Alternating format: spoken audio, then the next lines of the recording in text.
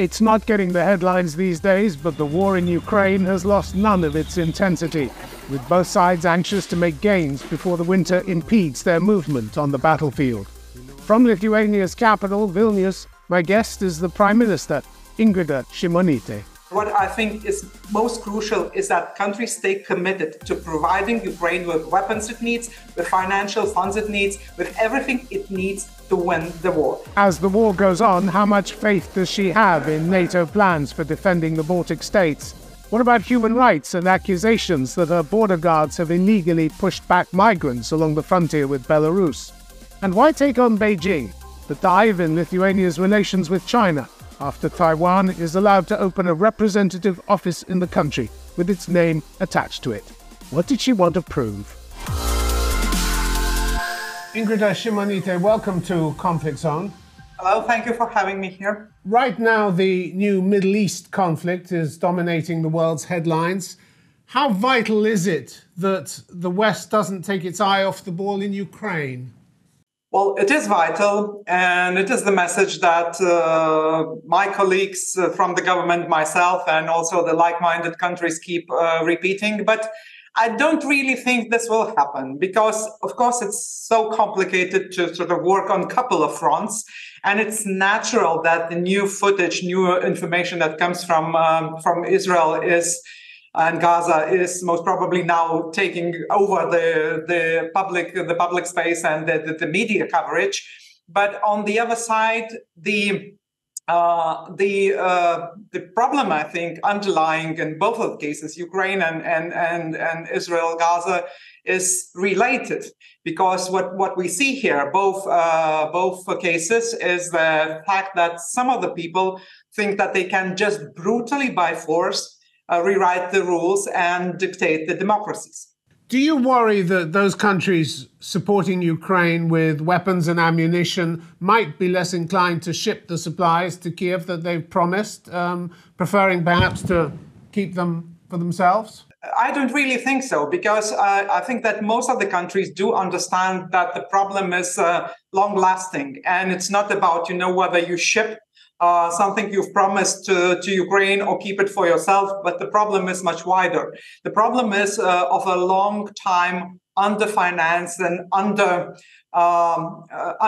underlooked situation of the defense and security in most of the countries who took this position that, that there is no real risk and there are no real threats to security, maybe terrorism, but not the outright war, not the outright military threat. And of course, the war in Ukraine has changed this understanding significantly. And what the countries need, they need to increase their attention to their defense and security, something the Baltic countries and the countries in the region has done years ago. But for this, you need also to increase the capacities, the military capacities within the democracies to produce, first and foremost, the equipment, the artillery, and everything what is needed. And this is not, that you can save on account of Ukraine and sort of feel safer. It is much wider. It is much wider things that need to be done in the democratic world. When it comes to the battlefield in Ukraine, were you hoping for better results by now from the Ukrainian forces? Well, frankly, I think this is something that people would say was a common understanding. But on the other side, we must think what was Russia allowed to do during the time that Ukraine was not given and was not granted even to be given the weapons it needs. Because the level of mining, the level of sort of a problem that was created for the Ukrainian army within those couple of months was so huge that, of course, it is a very hard work for Ukraine to break through.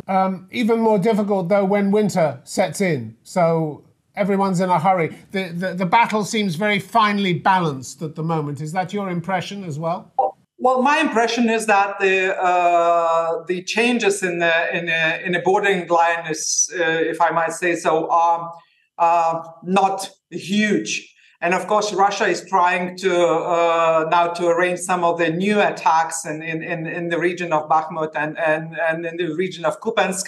most probably to draw the attention of the Ukrainian army from the southern part. And this is the way. I mean, Russia will not count its losses because it doesn't care about the losses. And for Ukraine, it is a huge challenge, given that it is a smaller country, it is a democracy, it has to cherish lives of its soldiers. And yes, winter time will be much more complicated than summer and autumn. Everybody understands that. But I will still say that it's not for us, to make conclusions or to make judgments on the successes of Ukrainian army. We just need to be patient. We need to provide Ukraine with everything we can, and do everything we can to support the country that fights for its independence and territorial integrity. Let's talk, if we may, about the issue of NATO unity, especially since it's been reported that you might like to be the next NATO Secretary General. I don't know what you'd say about that, but perhaps your smile says everything. In June, you spoke at a global forum in Tel Aviv, and you said the war had cemented the unity of like-minded partners across the world. Europe, NATO, the whole democratic world has never been more united, and we must uphold this unity. In NATO's case, you spoke a little too soon, didn't you? Poland turned against Ukraine, said last month it wouldn't supply any more weapons after the current contracts run out. We'll have to see what the new government does. Hungary won't ship any at all, never has. And Slovakia, not one round of ammunition more. That was the campaign slogan of the man, Robert Fico, who's set to be the new prime minister. So NATO's not that unified, is it? Well, I'm a politician, so in most of the cases, I separate the political rhetoric, especially when you know that there are elections looming, from the deeds on the ground. And it is not NATO that is providing weapons and artillery to Ukrainian part. It is countries of NATO, it is members of NATO, depending on what every country can do and is in the possession to do. I will remind you that from the beginning of this wide-scale invasion, quite many countries were not in a position to provide any lethal weapons to Ukraine, and it took Buchas, and it took this understanding of the brutality and war crime that happened in the district of Kyiv for some of the countries to change its mind and to deliver the next range of weapons that were so much needed. So it is somewhat a different situation, because it was never like uniform that all countries are doing the same and all of a sudden now some countries are not doing this. In European Union is not a military bloc. In European Union, it's more the support for Ukraine to sustain itself, budgetary support, financial support, also support to the war refugees. And up to now, all the decisions that needed to be taken for the support of Ukraine were upheld by the countries by consensus. So it is not pleasant, to listen somehow sometimes to those internal debates that happen. But when it comes to decision making, I will not be that pessimistic. Where are you on the issue of Ukraine's membership of EU and NATO? Immediate accession to both organizations? Well, it's most probably easier to say about the EU because the process is rather formal. And there will be an evaluation of European Commission upcoming this autumn about how successful countries were, not only Ukraine, but also Moldova and others, in implementing the interim steps that they had to take to bid for the start of negotiations. So, but Prime Minister, they're fighting for European value. They're fighting for democracy. Doesn't that get taken into account? Well, you should not ask this Lithuanian prime minister, because Lithuanian prime ministers before myself, many prime ministers in the row were bidding for the geopolitical interest of European Union to have Ukraine in European Union before any invasion started, even before Crimea, before 2014. So no debate here. But there are formal steps that will still be taken, and it's much clearer. If you ask me, my understanding is very simple. It is our interest to have Ukraine within the European family, same as within the NATO family. But for this, you need consensus around the table, so it will take time. Let's go back to NATO's July summit in your capital, Vilnius. Before it got underway, your foreign minister called publicly for dates and waypoints, as he put it, so as to tie down Ukrainian membership. But he didn't get any. Was that as frustrating for you as it obviously was to Ukraine's President Zelenskyy? It was not pleasant to understand that on one hand, there is a declaration that Ukraine belongs to NATO family in some broad future. But on the other hand, to have this notion of whenever agreed and conditions are met, where you do not know what exact conditions are in the minds of the proponents of this formula. But I think Ukraine proves every day that it sort of fights for the right to belong to European Union and NATO. And this is something that countries need to take into account. So, of course, the debate will continue until upcoming Washington summit. But and of course, there are countries that would still maybe stay skeptic. But this is not the Baltic countries. What exactly did Ukraine walk away with from this much-hyped summit? Security guarantees from the G7 countries? For now, they're pretty much worthless, aren't they? Reading the small print, the only firm commitment by the G7 was that in the event of a Russian threat to Ukraine, it would immediately consult with Kyiv to determine appropriate next steps. A consultation. More than 600 days into the largest conflict in Europe since the Second World War, and Ukraine can rely on what? A consultation. That's pretty insulting, isn't it? I think Ukraine can rely and will rely for the foreseeable future on the real support on the ground from the partners, the military support, the financial support, and all the other support that country needs now, not in the future in 10 years or in 15 years, because this is vital that Ukraine wins this war. And what I think is most crucial is that countries stay committed to providing Ukraine with weapons it needs, with financial funds it needs, with everything it needs to win the war. Then do you have any doubts that they will do that? That they will continue to supply the weapons Ukraine needs? So far, I have no doubts. So far, but looking ahead. I have no doubts. Of course, there is a bet from Putin on the electoral changes in many countries. Something he said in his interview to Chinese media about, real leaders stay in power like indefinite period, and all the others like us in the Western democracies, they are just terminated because they just come for 4 years or 5 years and go away. And of course, this is his bet on the change of political cycle. But I don't think that this is this is a realistic bet. I don't think anything will change. Let's look, if we may, at NATO's planning for particularly your region, the Baltic region. Last year, your opposite number in Estonia, Kaja Kallas, was pretty scathing about NATO's defensive strategy for the Baltic states. Under the alliance's current plans, she said Estonia would have been wiped off the map by any Russian advance. Even if the intention was to lose Estonia and liberate it later, everyone, she said, could see that this tripwire concept doesn't really work. Since that statement, has NATO done anything to rectify the situation? Yeah, a lot, because new defense plans have been approved but formally approved during Vilnius NATO summit. And the planning is sort of based on real world assumptions, and it is a real defense plan, I would dare to say. And of course, the approach of the partners, because we as the Baltic countries are investing a lot into our defense and security. We all have our defense spending well above 2% of GDP. That is a prerequisite for NATO member state.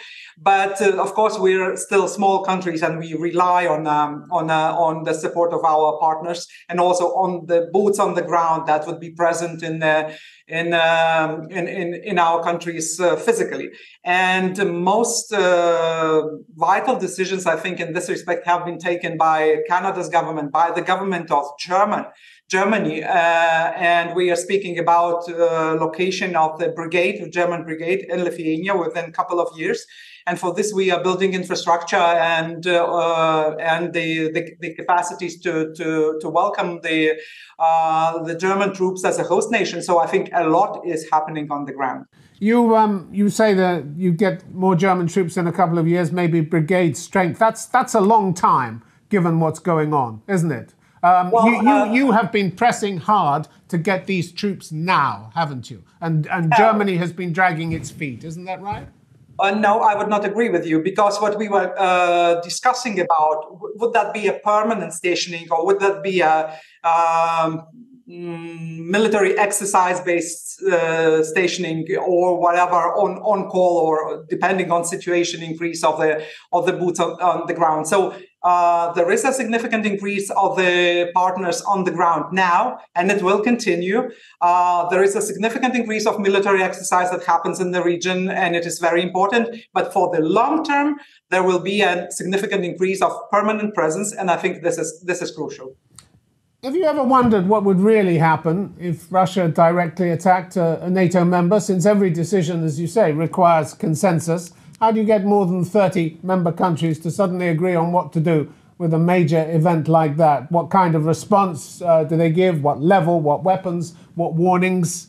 A lot of people seem to assume that Article 5 is like an emergency call. You dial up and the cavalry arrives. It's not like that, is it? Well, I would say that I would agree with this slight doubt about the Article 5 more a couple of years ago. I would be worried more a couple of years ago than I'm worried now, because this invasion of Putin in Ukraine of 24th of February 2022 also served as a wake-up call for the countries that were doubting there is a real military threat. I mean, we had this debate all the time, as you most probably know, where Baltic countries were saying, this is not about our traumas of the past. It's not about our complicated history. It's about the reality that we see in Russia happening, where the country is becoming more and more imperialistic. And instead of giving their people prosperity and economic growth, they will give their people propaganda and grandeur of the conqueror. And this happened. But I think this was also a wake-up call for NATO as an alliance. And many things have changed since then. Sweden and Finland decided to bid for NATO membership. And this is also a change in the security of the region, given that a couple of years ago, nobody would have thought about Finland even dreaming about joining NATO.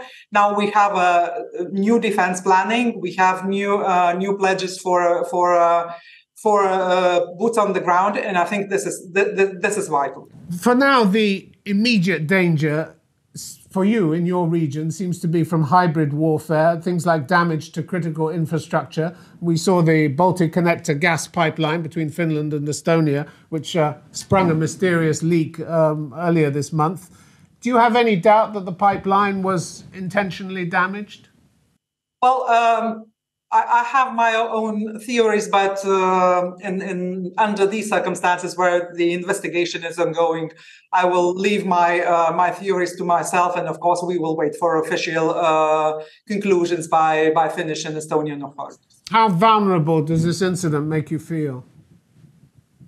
I think what is important, and what we saw also in Ukraine last autumn, is that the critical infrastructure, energy infrastructure, and everything that is related to sort of fighting civilians is something that Putin can target, and he targets that easily, and he has no boundaries and no barriers to this. And of course, this is also a situation where you can show that countries should feel sort of vulnerable or should feel that they cannot control everything. And it is quite complicated to control everything in whatever democratic country. But of course, we also learn our lessons, and we also make our own calculations. So we've increased the surveillance and the safety measures for our critical infrastructure long ago, when this invasion started, because we know that Russia, in many cases, will consider something like that just for the sake of sort of increasing panic among the population. Prime Minister, there have been a number of concerns at the Council of Europe over your government's observance of human rights along your border, specifically with regard to migrant pushbacks. In August 2021, the Council's Commissioner for Human Rights wrote to you expressing concern that people attempting to enter Lithuania in an irregular manner may have been summarily returned to Belarus in violation of your legal obligations. You wrote back same month saying all the people are treated in compliance with Lithuania's international commitments. Several reports since then have contradicted your assurance. Were the reports simply wrong, or were you misinformed about the situation? Well, I will not agree. I don't know what reports you refer to, but I know what happened on my border. And this is, I know from firsthand, so to say.